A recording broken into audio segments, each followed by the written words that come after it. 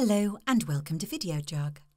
We're going to show you how to make an apple, cinnamon and walnut coffee cake. Step 1. You will need the following ingredients to serve 8 people.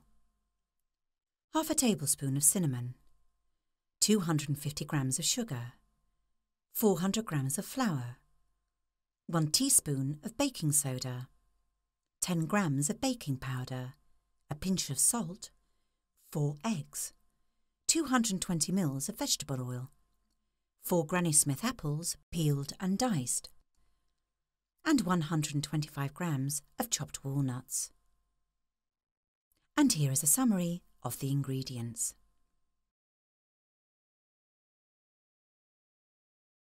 You will also need the following utensils: a sieve, an electric mixer with a flat beater attachment, a rubber spatula, a bowl, a springform pan, 26 centimetres in diameter and lined with parchment paper, a wooden skewer and a spoon.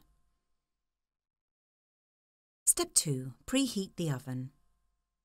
Before you start to make your cake, preheat your oven to 170 degrees Celsius. Step 3. Begin the batter. Into the mixer bowl, add the egg and then the sugar.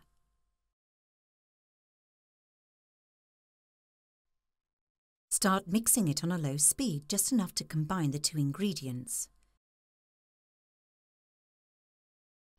And then let it whip on a medium speed for about 2 minutes.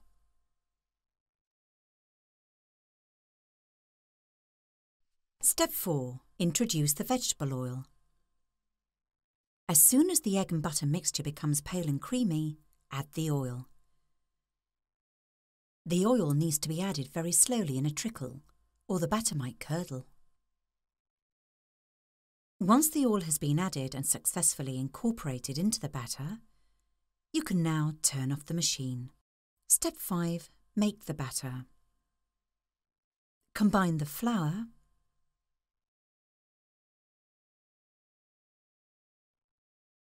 the baking powder,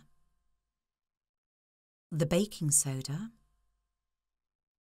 the salt, and the cinnamon in the sieve.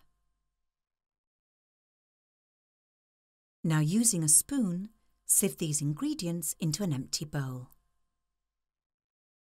You can now add the flour to the wet mix in the mixing bowl and allow it to combine on a low speed. Next, add the apples,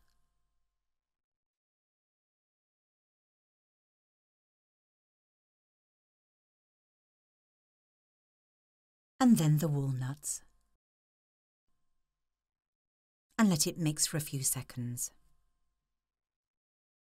Now remove the bowl from the machine and clean off any batter that clings to the beater attachment. Using a spatula, finish folding the mixture by hand. Step 6. Bake. The batter is now ready to be put in the springform pan. Level the top of the batter with the aid of the spatula